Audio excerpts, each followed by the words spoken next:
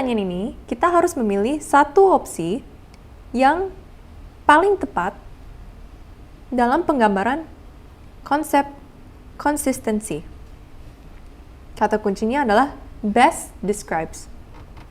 Kalau kita baca kalimat pertama atau kalimat A, disebut bahwa hanya item yang terhitung material yang boleh dimasukkan ke dalam laporan keuangan. Dikarenakan di sini kata kuncinya adalah hanya item yang material, maka ini tidak benar. Karena tidak selalu item yang material, tapi bisa juga yang lainnya. Itu juga harus di-disclose. Dan belum tentu ini mencerminkan konsep konsistensi. Karena bisa saja setiap periode, apa yang ditentukan material itu berbeda-beda. Selanjutnya, kalau kita baca kalimat B menyebut cara suatu item dipresentasikan atau ditulis itu akan selalu sama.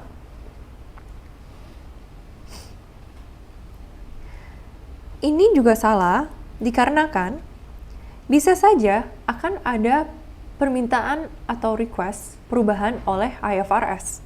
Sehingga kita tidak bisa menjaminkan bahwa suatu item atau klasifikasi dalam laporan keuangan itu akan selalu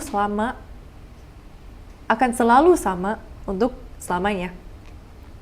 Jadi jawaban yang benar adalah C. Dalam soal ini, kita harus mengisi bagian yang kosong dengan jawaban yang tepat.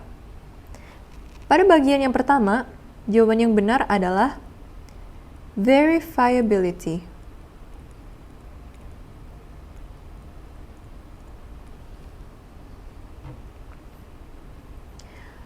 Kalau untuk blank yang kedua, jawaban yang seharusnya adalah economic phenomena.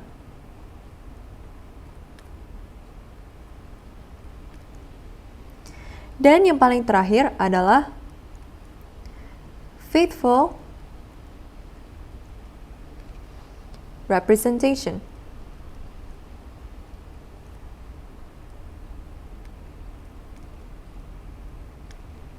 Jadi kalau kita sekarang baca kalimat secara utuh, verifiability helps assure users that information faithfully represents the economic phenomena it purports to represent. Dalam artian, dengan konsep verifiability atau kualitas di mana kita dapat memverifikasi suatu informasi, konsep tersebut itu dapat membantu user dalam meyakinkan mereka bahwa informasi tersebut itu cukup mereflek apa pembahasan ekonomis yang ingin dibahas. Kemudian, it means that different knowledgeable and independent observers could reach consensus that a particular depiction is a faithful representation. Jadi secara singkat, di mana kita bisa memverifikasi suatu informasi yang mencerminkan konsep ekonomis dengan akurat, kita bisa sebut bahwa informasi tersebut sudah cukup faithful representation. Dalam artian, informasi tersebut itu free from error, neutral, and complete. Mari kita baca pertanyaan berikut ini. Making an allowance for receivables is an example of which concept? Ketika kita punya trade receivable atau customer, artinya kita punya customer yang telah beli sesuatu dari kita menggunakan kredit. Jadi, misalkan saya memposisikan diri saya sebagai seller atau supplier, dan saya memiliki 5 customer dengan total hutang dari mereka, atau alias total penjualan saya ke mereka menggunakan kredit itu senilai $1,000. Tetapi, misalkan dari 5 customer tersebut, ada satu yang memiliki bisnis yang mungkin kurang stabil, atau yang saya bisa perkirakan ada potensi akan tutup antara tahun ini atau mungkin tahun depan, intinya dalam waktu dekat. Dan hutang si satu customer ini mungkin senilai $100. Jadi saya harus buat allowance untuk customer tersebut.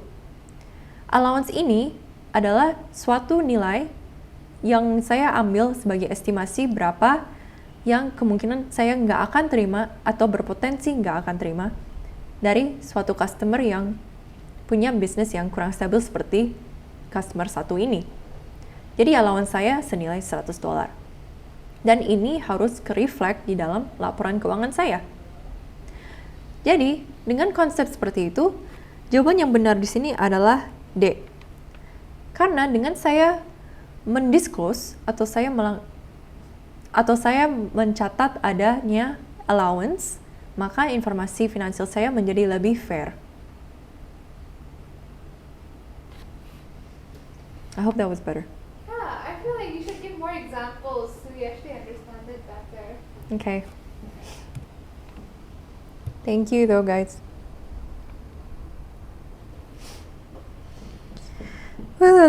C. The answer is C. Neutral. Yep. Okay. Dalam pertanyaan berikut ini, kita harus memilih dua ciri-ciri yang apa ya bilangnya ya? Yang sebagian dari Dalam pertanyaan berikut ini, kita harus memilih. Oke. Dalam pertanyaan berikut ini, kita harus milih dua ciri-ciri yang di dalam konsep faithful representation. Ini sesimpel definisinya faithful representation, yaitu harus neutral dan harus free from material error.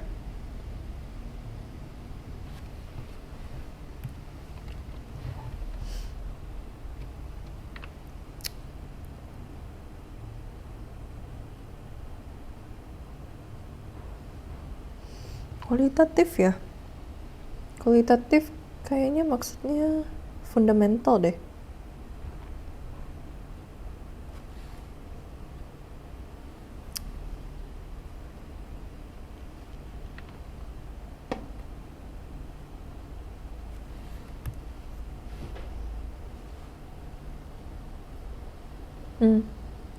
Yep, okay.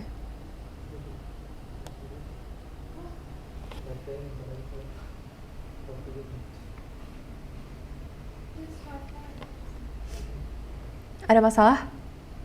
No, see, it's just that 9 o'clock we have to return the camera. So you rent it for 12 hours, right? $99. But it's okay. Ada overcharge? Nggak ada. Hopefully. Oke, kalau telat berapa menit, nggak apa-apa kali ya. Berarti ini harus langsung dibalikin gitu? Hari ini juga? Tutupnya jam berapa? Ya udah tutup dong. Oh, oke. Oke, aku lebih cepet deh. Dalam soal ini, kita bisa lihat ada 4 karakteristik. Dan pertanyaannya adalah, yang mana dari 4 karakteristik ini yang berupa karakteristik kualitatif atau fundamental? Dari 4 ini, yang fundamental adalah relevance dan faithful representation. Consistency, accuracy, consistency. Ya, oke. 6. Amat.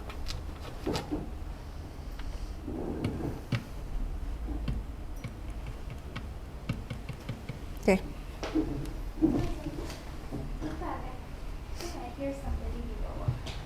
Okay. Are you gonna come up again? No. Okay, so I'll just continue. Yeah, I'm almost done.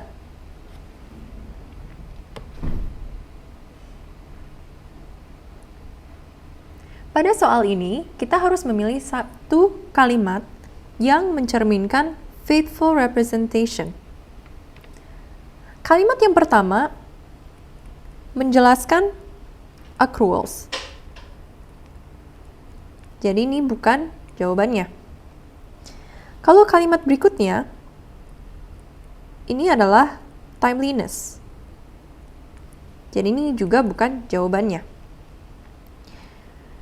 Yang C, ini adalah penjelasan untuk comparability.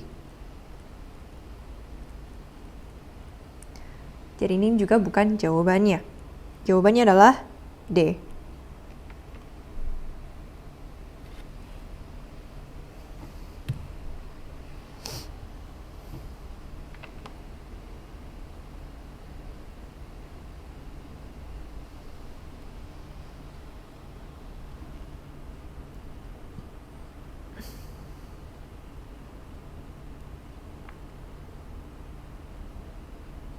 Oke. Pada soal ini, kita harus memilih yang mana yang mencerminkan. Salah. Pada soal ini, kita harus memilih opsi yang memiliki 6 qualitative karakteristik. Jawabannya adalah A.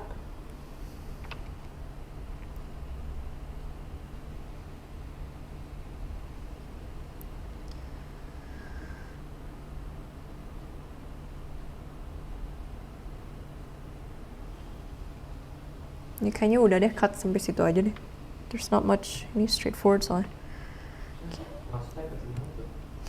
Kenapa? Jadi sampai jawabannya adalah A, itu aja. I'm just wondering sih, accuracy. Coba ya, biasanya aku coba jelasin B.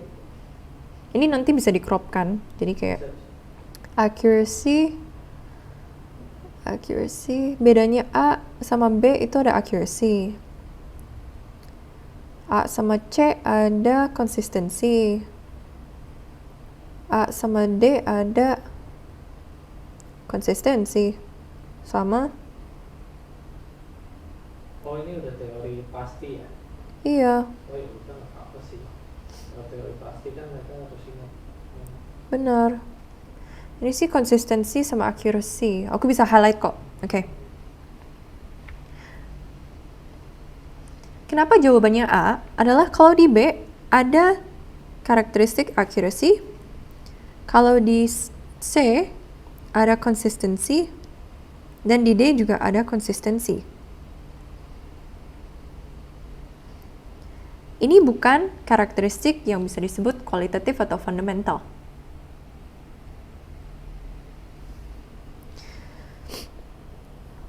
Yeah, I think so. Okay. Yep. Okay. Question 8 ya. Question 8 adalah prudence. Nah, prudence ini juga, ini teori sih. Ya, so jawabannya D. Tapi kalau ini kayaknya bisa aku jelasin. Oke.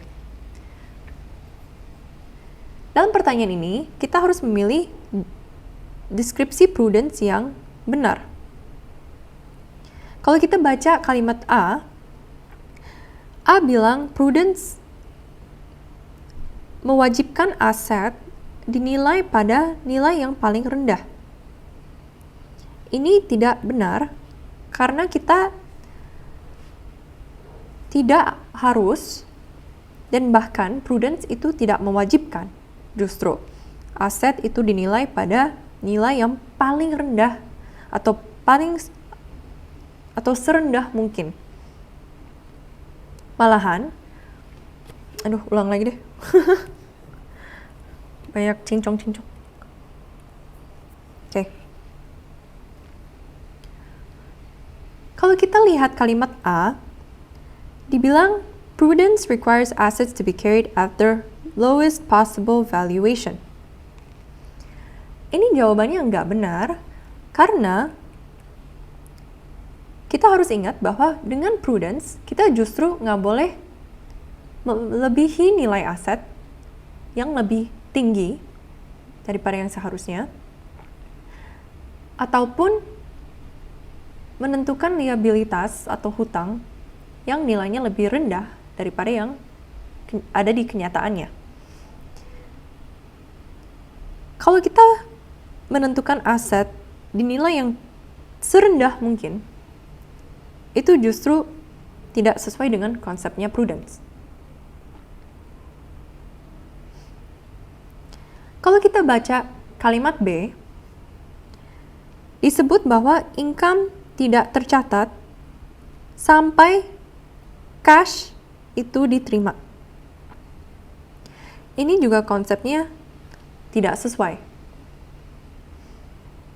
Dan kalaupun kita bicara soal pencatatan pendapatan dan soal cash, ini lebih cocok dibandingkan dengan konsep accruals. Dan itu pun juga sebut bahwa kita harus mencatat income saat income sudah di-earn. Bukan pada saat kita menerima uang tunai.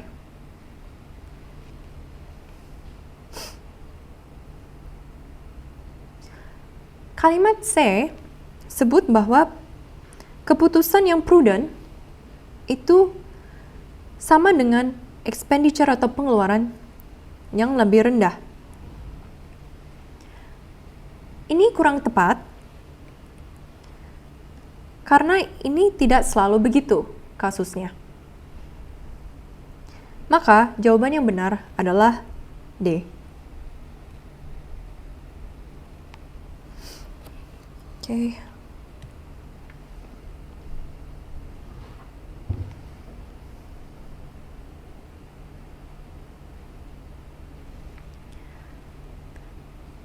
Pada soal ini, kita harus memilih dua karakteristik yang fundamental dan kualitatif.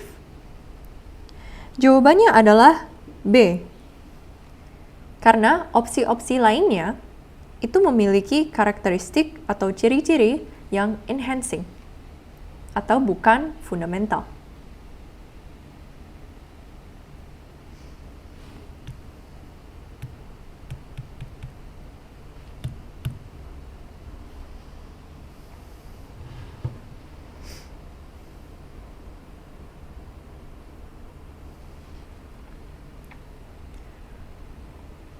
Pada pertanyaan berikut ini, dipertanyakan kalimat mana yang mencerminkan definisi prudence yang benar. Kalau kita baca kalimat A, dibilang artinya prudence adalah di mana aset dan income tidak boleh understated atau dicatat lebih rendah dari kenyataannya. Justru dengan definisi prudence, aset dan income tidak boleh overstated.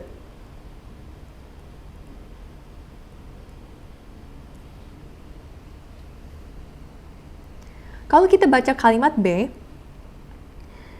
disebut bahwa prudence artinya kita boleh overstate liabilities atau liabilitas atau expenses atau pengeluaran kita.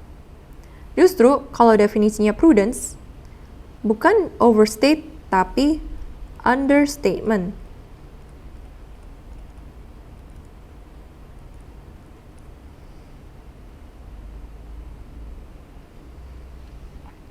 Kalau kita baca kalimat C, dibilang prudence itu mewajibkan adanya asimetri antara pencatatan aset dan pencatatan liabilities. Dalam definisi prudence, tidak ada persyaratan asimetri sama sekali. Di mana artinya, cara mencatat aset dan cara mencatat liabilities itu harus berbeda. Sehingga jawaban yang benar adalah D. Karena memang kita harus berhati-hati saat membuat keputusan dan mengambil asumsi dalam kondisi yang tidak menentu.